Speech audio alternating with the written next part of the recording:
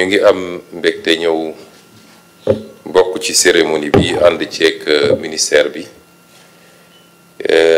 muy rek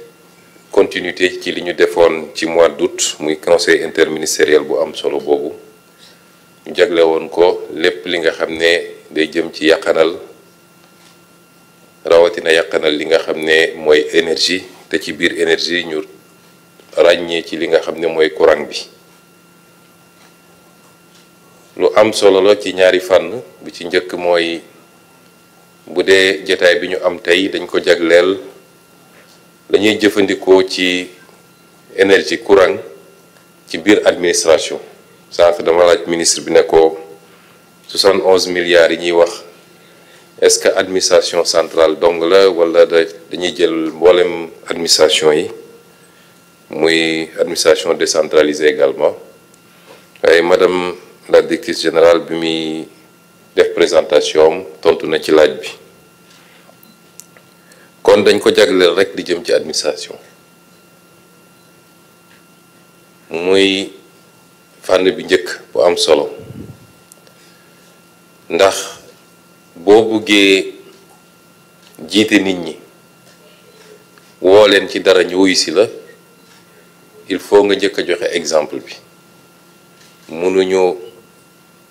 bëgg sénégalais yi góorgóorlu ci yaxanal lépp luy consommation de manière générale ba pare ñu gis ñoom ni administration bi nga xam ne ñoom la fi teewal te ñoom ñoo koy financer ndax ñoo koy jox budget bi muy fonctionner administration boobu bañalul boppam dara moo tax le programme de rationalisation des dépenses de l'administration dafa nekk au cœur de notre action yàq bi ci administration bëri na ñu yàgg koo jooytu ndax nag nekkoon nañu aux fonctionnaires nekk ci biir administration bi 2018 bi may présenté sama livre en tant que candidat à élection présidentielle am na chapitre entier boo xam ne maa ngi ko jagleeloon ci yàq bi nga xam ne am na ci administration muy loo xam ne du lu ma kenn di nettali lu ma teg sama bët la en tout cas fi ma nekkoon di fa liggéey ci matériel bureautique mobilier bi ci consommation carburant ci njëndum oto ci dagg ay billets di voyager tukki yoo xam ne amul réew mi benn njëriñ ñaare ci ni ñuy jëfandikoo courant bi ak ndox mi ci biir administration ma bindoon ni am naa yaqin ni ci loolu rek mën nañ ci def ay économie yoo xam ne ay dizaines wala ay centaines de milliards lay doon buñ ci góorgóorloo tuuti moo tax bi ñu ñëwee it bokk na ci suñu yitte njëkk ay weer ci gannaaw am na circulaire bu ma génne woon mu am nag ñu ko bëggoon soofantal mooy ñi nga xam ne ñoom seen conception ci état conception jouissance la mooy li madame la présentatrice wax léegi rek lañ dul def seen kër wala duñ ko permettre jàpp nañ ni tànk alalu mbooloo la war nañ ko mën a def moo tax ci circulaire boobu ma joxoon ndigal ñu rationaliser yu bëree bëri ba ci yi ñuy jëfandikoo ci imprimante bureau boo dugg bëgg faa fekk imprimante te réew ñu ëpp doole foofu di réew yu développé dañuy am benn unité centrale kenn ku ne ñu connecté ko kenn ku ne mën a lancer à partir de ton bureau machine à café yeeg frigo bar yeeg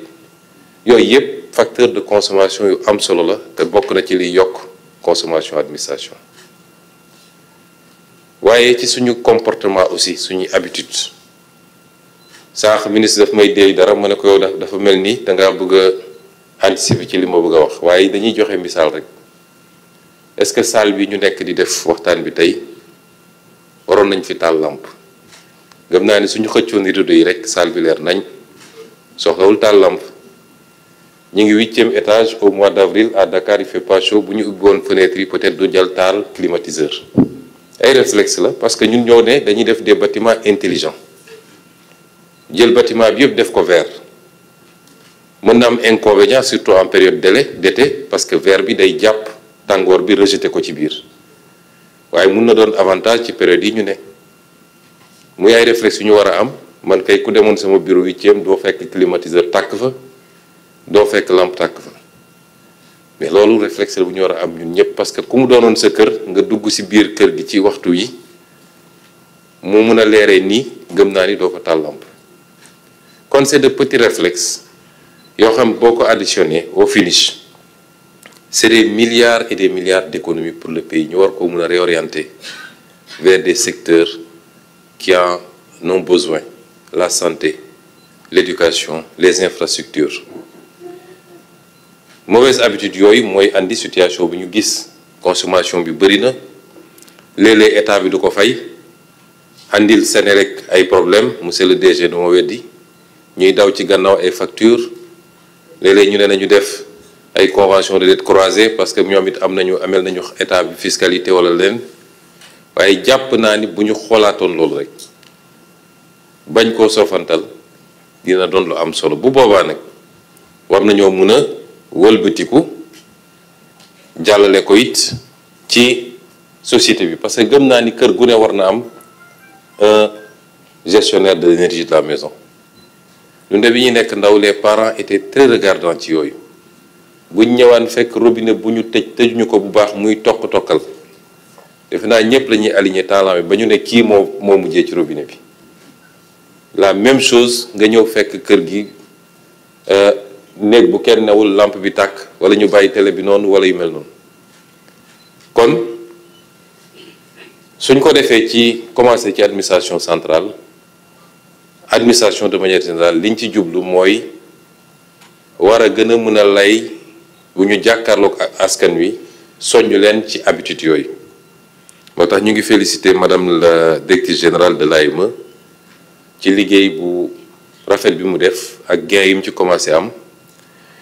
may dalal xelu madame Senghor ne ko ci wàllu yaxanal ak wàllu gestion bu rafet man jigéen ñi laa ci wóolu. ba may nekk impôt et domaine daan naa wax ni lépp luy contact ak xaalis muy bureau de recouvrement yi su ma doon DG dama koy jox jigéen ñi, ndax du ñu randal wala bëriwul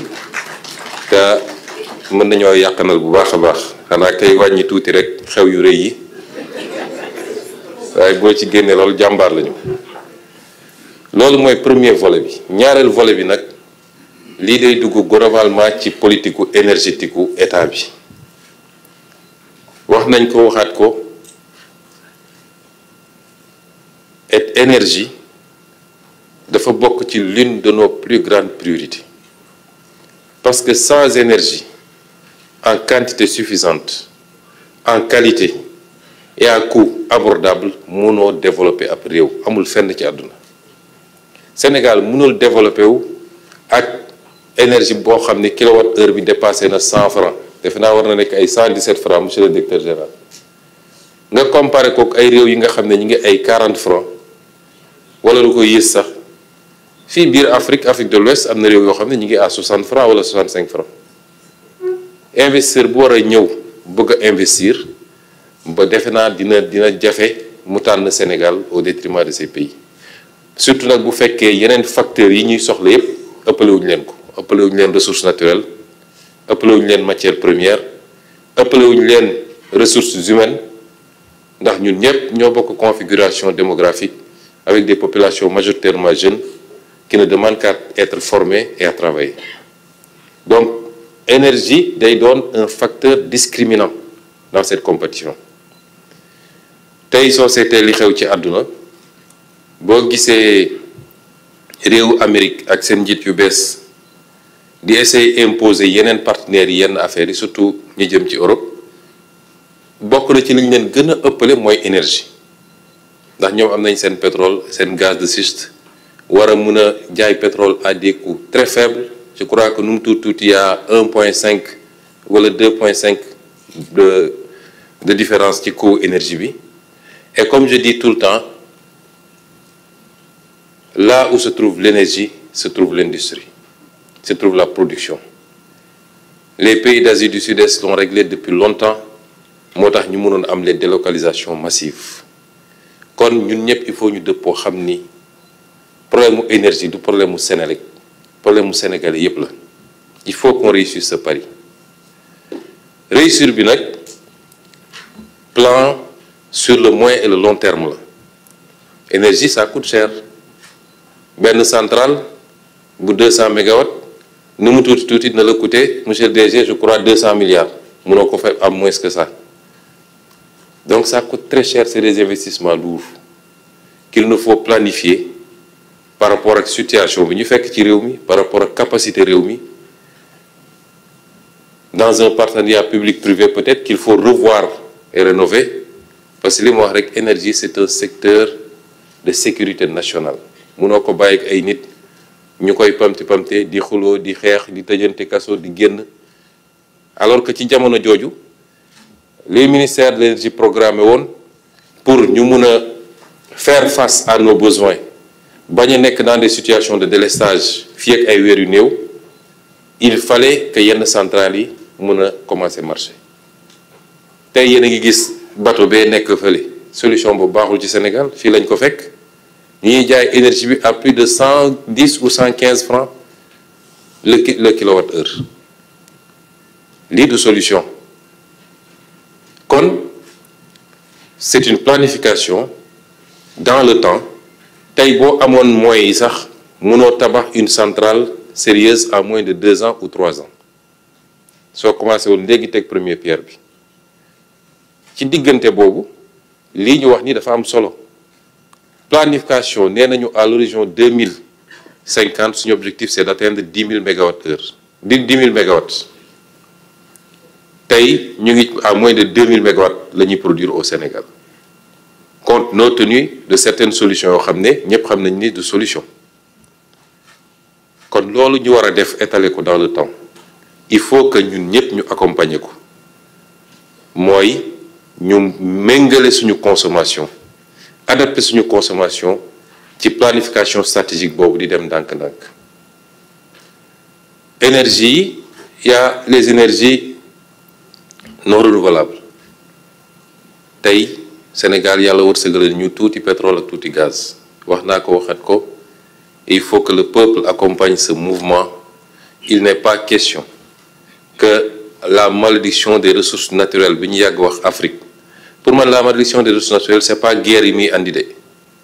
loolu lu garaaw la d'accord mais li gën a garaaw ci malédiction bi mooy nga toog ci ressources naturelles te bénéficier wu la ñu koy exploiter di ko génne te yow bénéficier wu la loolu mooy malédiction ressources naturelles moo tax suñu option indépendamment lañ fi fekk ci ay contrats yoo xam ne signé nañ ko ba pare te mu engagé état ak état bu munti doon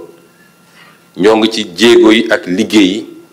pour réapproprier wu suñu ressources yooyu ba la ca ëpp des biir réew mi bu ko defee ci ressources renouvelables yi l'option étant d'aller vers le gaz nga xam ne parmi les énergies fossiles je crois que c'est l'une des moins polluantes en tout cas ñu fexe ba ak gazoduc bi fexe ba andi gaz bi fii la ñu war a bëgg a def lu niroog Ndar énergie Centrale Ndar énergie wala West Africa énergie ñu def ci yeneen ak yeneen yu bari ci réew mi ba am la ñu soxla suñu consommation wala sax ñu excédentaire bu mun a doon un pays exportateur te lu mun a ne la parce que xam ngeen ni ñi la ñu wër yépp ci ay dëkkandoo kenn mënalu ci boppam ci énergie fi mu toll nii mu des les énergies renouvelables par rapport à notre modèle de développement moo doon des énergies propres des énergies en tout cas plus propres que les énergies fossiles ñëpp xam nañ nit du lu yomb a développer parce que soo seetee ci benn critère rek mooy li mu laaj ci superficie su ma juumul pour faire un mégawatt je crois qu'il faut 1 hectare kon tey soo bëggoon def centrale 500 mégawatts il te faut 500 hectares donte léegi am na ay technologies yu bees yoo xam ne mun na permettre ñu suspendre ko yu demee noonu waaye ba léegi dina limiter activité yi kon c'est des énergies sur lesquelles nous avons fait nos options am na yu bëri yoo xam ñu ngi ciy liggéey offre yi bëri na ministre bi mu ngi ciy liggéey ànd ceeg DG Senelec ak tous les techniciens waaye gëm naa ni mënul permettre peut-être ci mix énergétique bi à tout casser mën na représenter 25% ou 35% mais ça va être très difficile mu weesu loolu dëgg-dëgg léegi nag planification boobu ñuy def di ci liggéey war ci ànd ak ñëpp fi muy amee solo mooy ñu partager kook askan wi réew balaa muy mun a dox mooy li ëpp ci réew mi parce que ñëpp mënul nekk waaye ñi ëpp ci réew mi bokk gis-gis ci fu ñu bëgg a jëmale réew mi ñu xam lan la loolu laaj ci doxalin ci comportement kenn ku ne la nga ca war a def nga def ko loolu nag mi ngi doore ci lii ñu wax nii ñuy soññ suñu bopp di soññ gouvernement bi di soññ mboolem seen administration waaye du ñu yem ci soññ dinañ ci veiller particulièrement waaye lu weesu loolu ñuy soññ askan wi yépp nag ñun ñëpp ñu ànd góorgóorlu te xam ni sakkanal dafa bokk ci suñu aada dafa bokk ci suñu diine boo jëlee diine islam dañ la naan noo barile walladina ida anfaqu lam yusrifu wa lam yaqturu wa kaana bayna dhalika qawama ñi nga xam ne bu ñuy dépenser duñu xaabaabal waaye duñu nay trop dañuy nekk ci digg doomu bi ñu jàngal ñu ni boo amee lu bari xaaj ko ñett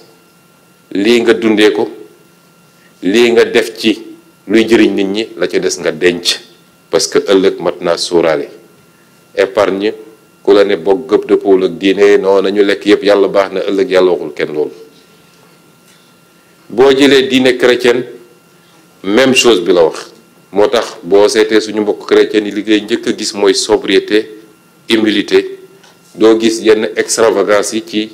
nañuy consommer suñuy mag balaa ñuy wax diine ci suñuy aada noonu lañ doon doxee ci ñuy société consommation ñu am ci ànd seeg sobriété kon soo dëppalee li ñu bokk yépp ñun ci culture ak ci diine nga boole ko les réalités socio-économiques et surtout économiques et les enjeux géostratégiques du monde ce que ça nous demande ce que ça nous impose rawatina ñun ñi nga xam ne réew yu ndóol lañ mooy ñuy góorgóorlu sur nos habitudes de consommation vivre en fonction de nos moyens et pas au-dessus te loolu bu ñu ko defoon defe naa tey du ñu toog naan am nañu dette cachée de 7000 milliards ci réew mi wala lu ko ëpp kon ñu ngi leen di gërëm di leen sant asalaamaaleykum